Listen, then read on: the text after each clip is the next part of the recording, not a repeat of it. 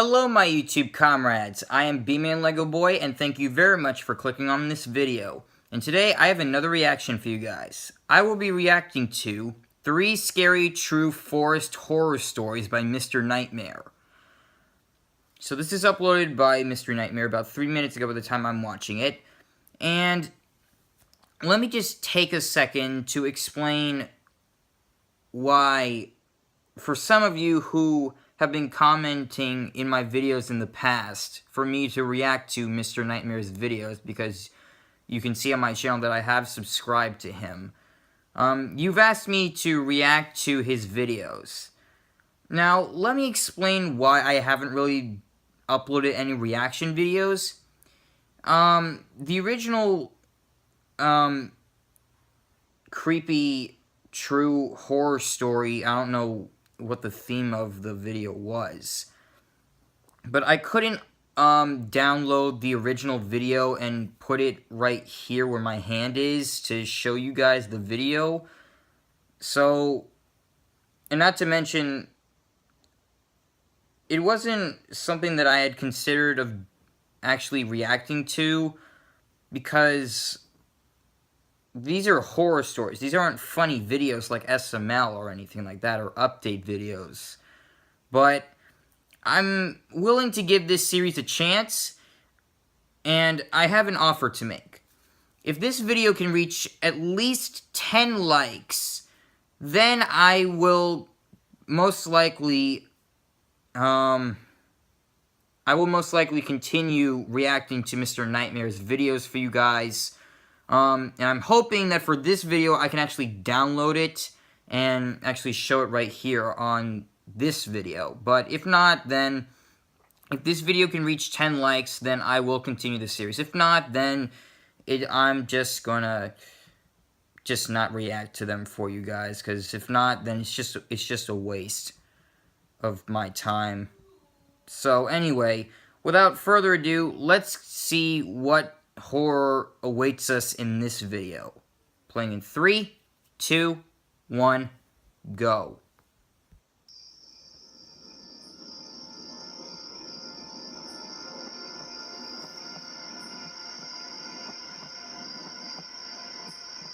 There's always that one person that doesn't reveal his name.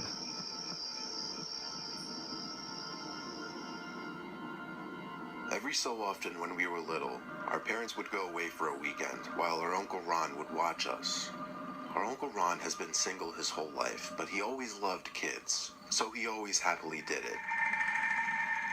One Friday night, the same night our parents left town, we were all watching Titanic during a monster snowstorm. Me, my 2 brothers, my older sister, and our Uncle Ron. I remember certain parts of this night so vividly, but other parts I just draw blanks. I do remember, however, that the power flicked off briefly, and we had to reset the VCR to get back to where we were in the movie. Shortly after that, Bet that was annoying since it's like a 3-hour movie. We let him sleep while we kept watching the movie. It was at the part where Rose was running with the axe back to the room that Jack was trapped in. One of my brothers was coming back from the bathroom, and on his way, he went outside for whatever reason, likely just to look at the snow. Okay. He came back inside yelling for us to come take a look at something. Starved for a little excitement, I guess, the 3 of us ran to the back door. We could see what he was talking about now. There was a set of footprints in the snow. It led from the back door, then to the window, and then back in the direction of the yard and woods.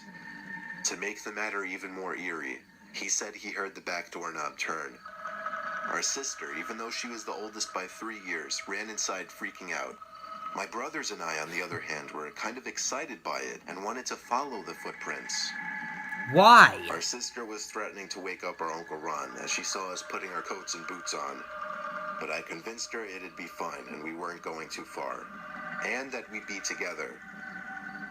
She went back to the living room to watch the movie without us, while we all marched out into the cold snowstorm, following the footprints that were quickly filling in with new snow.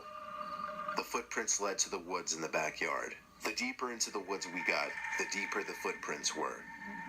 We weren't sure if that was because less snow was falling to the ground under the trees, or because the footprints were fresher.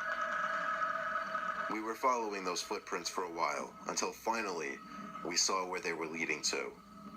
A cabin, literally tucked away in the woods. It was dark inside though. No light was emitting from the windows. The footsteps led to the front door of the cabin, but we didn't dare go up to it. Instead, we crept over to the closest window to peer inside. It was too dark to see anything inside though, but we noticed it wasn't actually a glass window. It was just a screen.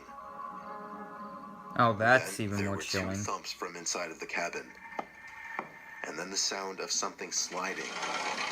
We didn't see what caused the sound though. It was probably a sliding door. Suddenly, one of my brothers screamed and pointed behind us. We turned to see a head poking out from another window of the cabin. But it was so dark, all we could see was blackness, no features. Then, the head disappeared from view as we heard rapid thumping sounds inside of the cabin. And then the front door to the cabin burst open. We all screamed and ran for our dear lives back in the direction of the house, following the footprints. I don't think we were actually chased though. The next day we tried taking our Uncle Ron on a hike to that cabin, but we couldn't for the lives of us find it. The creepiest thing to this day, we still live in the same house, and after all these years, we still never came across that cabin again. In fact, we can't even find it on maps or Google Earth. If it weren't for the fact that I was with my two brothers, I would question if this ever even happened.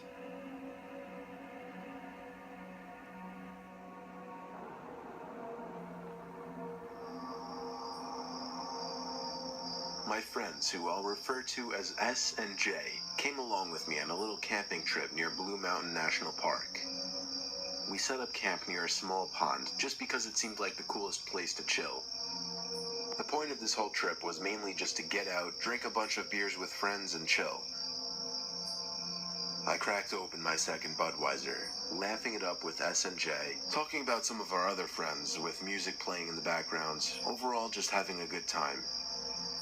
Then, however, I saw S reach over for the speaker and turn it down all the way, and then shushed us and pointed out to the pond.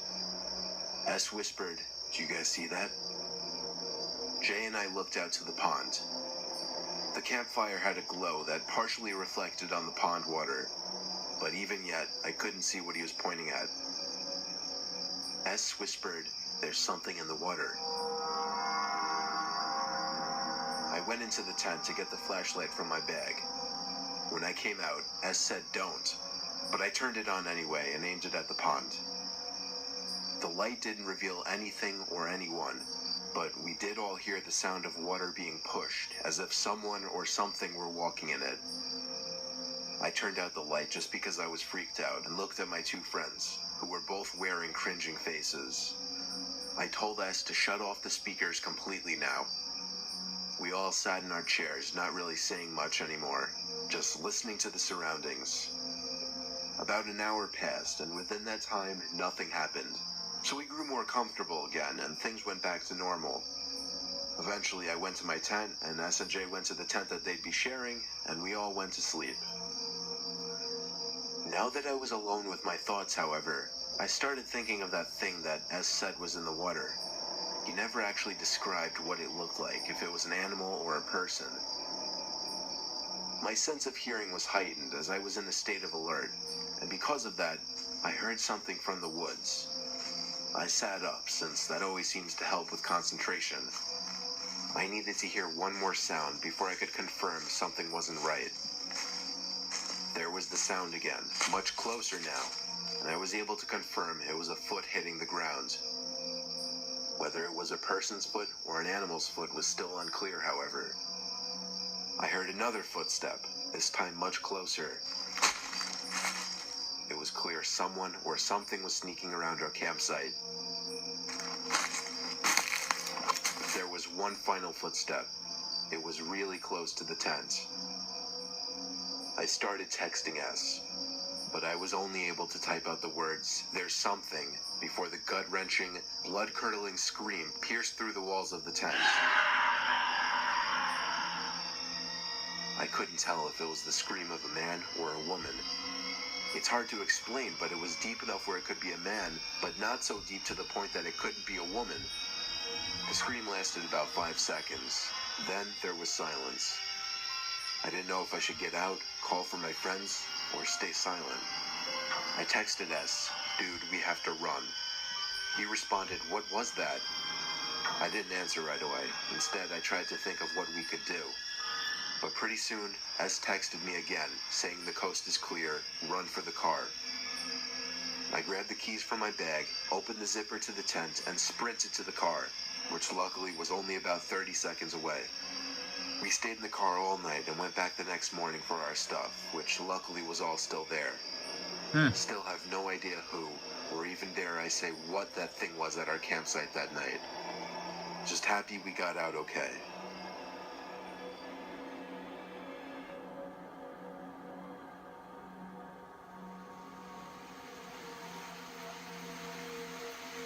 Skipping most of the background of the story, I once found myself walking through the woods during a slight drizzle. All I had on me was my backpack with a spare pair of pants, a flashlight, a tripod and camera, and some granola bars. I'm a photographer and video editor, and I was recording footage of a forest during rain, a river during rain, and snagging some pictures as well. Long story short, I found myself lost, trying to find my car. It was the worst day of my life. Didn't you have your phone or something? Stressed, screaming to myself in anger, just wanting to find the car. I'd say an hour after getting lost, I started to pick up on noises around me. I don't mean multiple noises at once. I mean at times I'd hear the same noise, just on different sides of me. The noise was footsteps, undeniably. I was starting to panic that I was being hunted by a bear. That was only at first, though. I slowed down to quiet my own footsteps so I would more likely hear where the other footsteps were. And when I did, I turned my head as quickly as possible in that direction. I saw half a person's body jumping behind a tree. Instead of calling out something or confronting them, I did what I still think was the smart thing. I walked away fast, playing it off like I didn't see him. It was starting to get darker every minute now, and the rain was still coming down lightly, but my heart was racing faster than ever. I checked my phone every 10 seconds and finally got one bar. I stopped walking, wiped the screen of rainwater, and opened maps first thing to find the nearest road, which was very close. I let out a sigh of relief, only to hear footsteps closing in on me from behind. I turned and spotted the person again. It was a man, and I know that in of itself doesn't sound so disturbing, just really sketchy, but I'm telling you, the sight was horrifying. I could only see the man briefly before he jumped behind a tree once again, as if he thought I couldn't see him. But he looked huge. Really tall, average build, maybe a little overweight, jeans, and from what I could tell, a dark blue jacket with the hood up, half zipped down, exposing a white shirt underneath.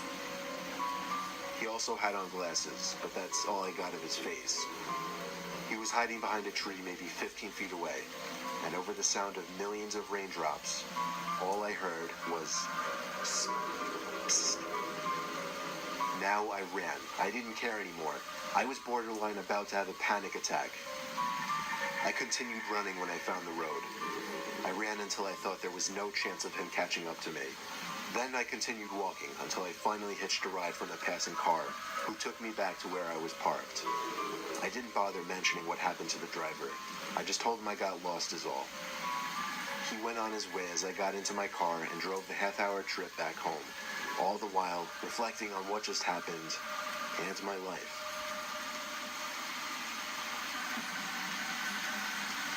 Alright. These are a little creepy. They're not the creepiest I've heard from Mr. Nightmare. But, so, alright. Alright guys, thank you very much for watching. Make sure to go subscribe to Mr. Nightmare and give him the love he so very much deserves. And I'll see you guys in the next video. Peace out, my YouTube comrades.